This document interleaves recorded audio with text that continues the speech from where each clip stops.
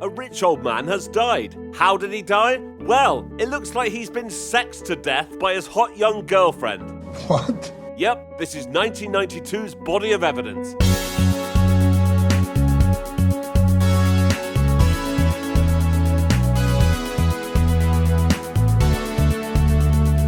I'm Jay Harangue and I've wasted hours of my life watching terrible films. You should subscribe. We start with Bob Garrett and some officers investigating the scene of Andrew Marsh's death. That is a nipple clamp.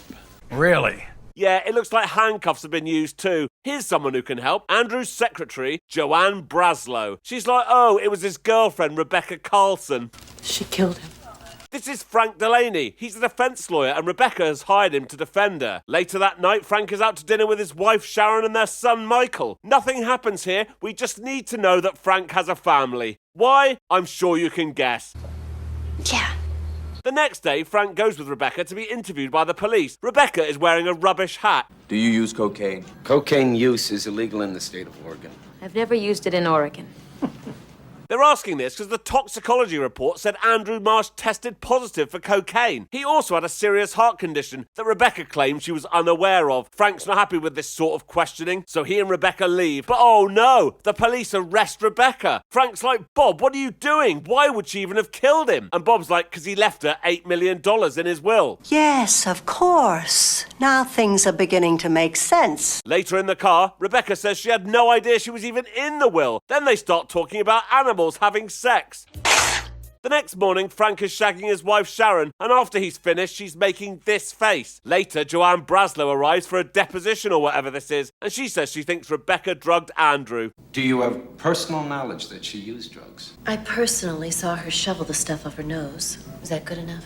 Frank's furious with Rebecca for lying about the drugs, so he storms off to her art gallery where she's up a ladder for no reason. But she's like, Frank, you've got it all wrong. She takes him to this weird shop where he finds out it was a herbal remedy she takes for her headaches. And he's like, oh, sorry. She tells him to wait there for 15 minutes while the shopkeeper gives her acupuncture. She goes into the back room for this, and she's naked. So Frank uses this cat as an excuse to peer in on her. Although we don't see Frank knocking one out while he's holding a cat, it's certainly implied. After all that's finished, Frank walks Rebecca to her houseboat. She invites him in, but he's like, I better not. I'm your lawyer. It doesn't look good. Nobody's looking. Good night, Rebecca. Okay, so now this film is a courtroom drama, and the judge makes it pretty clear she won't be tolerating any funny business in her courtroom. Ooh. Bob, who's the lead prosecutor, is trying to convince the jury that Rebecca knew about Andrew's heart problem, gave him cocaine, and sexed him to death. She is a beautiful woman.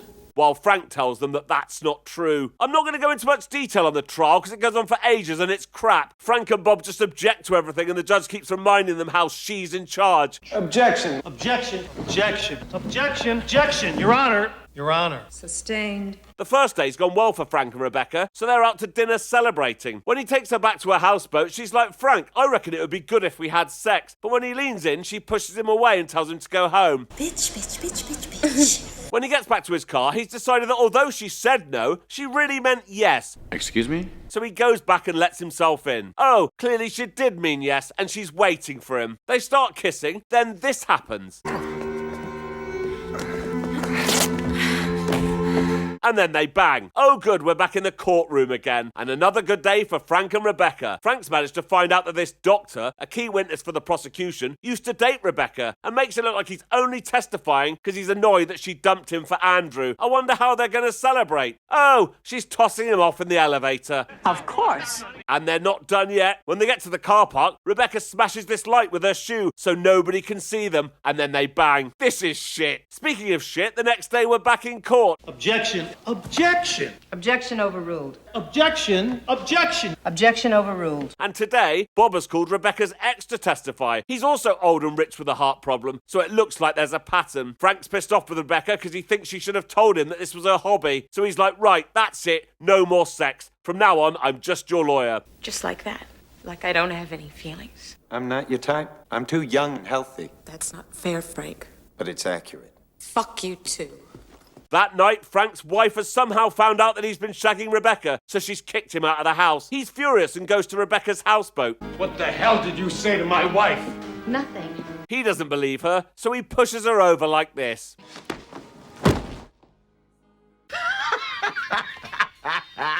and then they bang. In the morning, Frank wakes up to some good news. His assistant has found a videotape. It proves that before Andrew Marsh was with Rebecca, he was with Joanne Braslow. Frank! In other news, frustrated Plot thickens. So later in court, Frank asked Joanne if she and Andrew used to be lovers. No. One more time. Yes. Thank you. Frank's decided that because Andrew dumped Joanne for Rebecca, that Joanne drugged him to get revenge. But every time he brings it up, Bob objects. Objection. Objection. Objection. Objection. Objection. Objection. Rebecca's still worried the jury will find her guilty because she's so good looking. Really? And yes, that's pretty much what she says. I'm hard to resist. All right. So she wants to testify. The next day in court, Frank's wife, who's kicked him out of the house, is there. Why? Because plot. And she bumps into Rebecca in the bathroom. Rebecca takes the stand and Bob starts questioning her. There are loads of objections or whatever, and this scene goes on and on and on. On and on and on and on and on and on and on and on and on and on and on and on and on and on. Until she tells everyone that her ex, who testified against her earlier, was secretly gay. So on that basis, the jury finds Rebecca not guilty. I don't understand. But then she whispers this to Frank. You almost convinced me. So yeah, looks like she did it. And Frank feels like a right knob. Bob tells him that the trial's over and to walk away, but he can't do that, so that night he goes round to Rebecca's houseboat. It turns out that she was in it all along with the doctor who testified against her earlier. Oh, I see. Rebecca admits everything to Frank, and the doctor's like, what are you doing? I can still get in trouble. But she's like, I don't care. Then there's this fight. I threw my life away for you!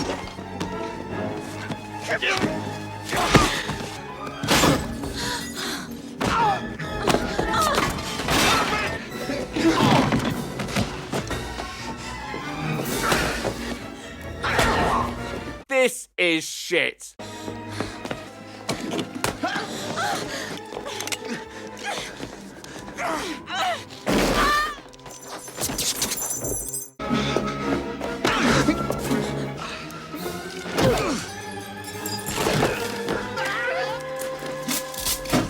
And oh no, Rebecca's been shot as Frank tries to help her.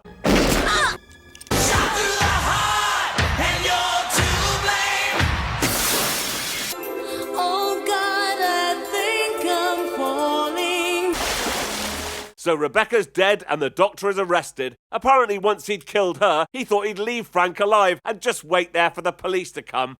Well, that makes sense. And that's the end of the film. So until next time. Thank you for watching. If you enjoyed this, please like and subscribe and check out this other video. Thank you.